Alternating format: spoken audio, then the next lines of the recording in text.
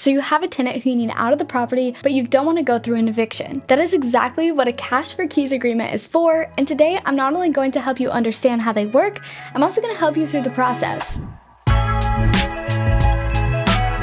So a cash for keys agreement is an agreement between the landlord and the tenant for the tenant to move out of the property in exchange for cash. This kind of agreement became popular after banks began offering cash for keys to people living in foreclosed properties. Cash for keys can be very useful in various situations. One of the situations that is most common is when a landlord wants to remodel the property. Remodeling a property can take quite a bit of time, and there are certain laws and regulations that apply when there is a tenant currently residing in the property. The landlord also may resort to cash for keys if they want to move into a property themselves or change the lease to increase the rent. Since these things cannot be done when the property is currently rented out, the landlord must find a way to get the tenant to move out. And one of the greatest benefits is being able to avoid an entire eviction process. So what is the difference between cash for keys versus an eviction? One of the worst things a landlord has to deal with is an eviction. An eviction process consists of a number of filing fees, attorney fees, and court fees. Apart from that, the landlord has to deal with a lack of rental income, which can last for more than a month. Instead of going through the entire process, some landlords choose to offer a tenant cash to move out. Now, although it may seem counterintuitive to pay an irresponsible tenant to move out, it can actually be for the landlord's benefit. Many property owners find that forming a cash for keys agreement with the tenant is actually cheaper than the eviction process. So on average, an eviction is around $3,500. Now, cash for keys agreements are usually around $1,000 to $3,000. Also, a cash for keys agreement can take a few days, while an eviction process can take a few months. So it's easy to see why a landlord would choose to pay a tenant to move out instead of going through with an eviction process. So now that you know what it is, let's start the process of a cash for keys agreement.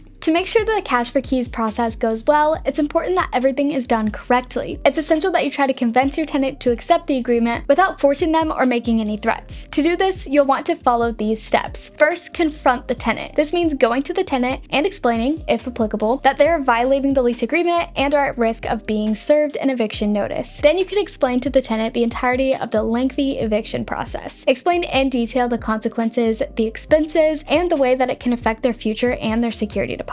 You may then begin to explain how the cash for keys agreement may both benefit the tenant and the rental business. A tenant who's not able to make the rent payments may be more willing to accept cash to leave the property. Then you can begin to explain how cash for keys works. Most tenants don't know what cash for keys is, so it's important that the property owner explains exactly what it is. Explain how, as a real estate investor, you are prepared to make a cash offer to the tenant for them to voluntarily leave. Before making the offer, it's important to check with your state and local laws. They may also dictate exactly how the process should occur and how discussions about it should be held. If you're not sure about your state's laws, you might want to check out DoorLoop's laws page. You can go to doorloop.com/laws or click the link in the description. After consulting with all the appropriate laws, you can share the date and the amount that you had in mind. It's possible that this offer is rejected and that you'll be forced to open an eviction process. However, if it is accepted, you can move to the next step in the process, getting the agreement in writing. Similar to any other contract or agreement in property management, it is essential to get it in writing. This is a benefit to all parties involved, as it'll minimize the risk of a dispute in the future. The best way you can do this is to use a cash for keys agreement form. This form typically consists of various clauses that explain how the move-out process is going to work. Included in the form is the move-out date, the amount being offered to the tenant, and the condition of the property. There should also be some sections on the tenant's security deposit, whether or not the tenant still owes money, and other important details. The more detail that's included in this document, the better. It should also be stated that if the tenant does not leave the property after payment, an eviction will follow. After putting everything into the document, it's time to have the tenant sign it. It's always a good practice to have the tenant sign documents first, that way the document cannot be held against you. The final step in the cash for keys process is the tenant's move-out date. This is the agreed upon date when the tenant is meant to evacuate the property. It's important that the landlord is present this day to make sure that everything goes smoothly. This is also the time for the landlord to conduct a move-out inspection. This inspection involves a thorough walkthrough of the entire property, making sure it's left in the appropriate condition. After everything has been finalized and the tenant has been paid, the property is officially vacated. This means that the owner can do with it what they please. This could mean either selling it, renting it out to someone else, or simply moving in. This process may sound pretty straightforward, but there are some potential bumps in the road. Here are some potential issues with the cash for keys agreement. The first and most common issue with this process is when the tenant refuses to move out. Typically, this issue arises when the cash for keys agreement is not written properly. In a solid agreement, the tenant is signing away their right to the property even if they don't comply. When an agreement contains such specifications, the tenant is essentially giving up their right right to a trial and possession of the property. Then it's very easy to obtain a right of possession and have them removed from the property. To avoid this, there are two things that should be done. First, every potential tenant should be thoroughly screened. By doing this, you can reject those renters who have a history of troublesome behavior. And second, an attorney should always be present to help in writing the agreement. This way, there is less risk for a legal dispute in the future. The next issue is a self-help eviction. A self-help eviction is a common mistake that many frustrated landlords tend to make. This kind of eviction is essentially when the landlord makes it so the tenant cannot access the property or safely live in it. This could be done in a variety of ways. Some of the ways include cutting off utilities, changing the locks, purposely ignoring repairs, and much more. But not only is it very frowned upon, it's completely illegal. Do not do a self-help eviction. For doing this, the landlord can face a hefty amount of fines and lawsuits, and in some cases does not achieve what they wanted in the first place. So in terms of ways to remove tenants,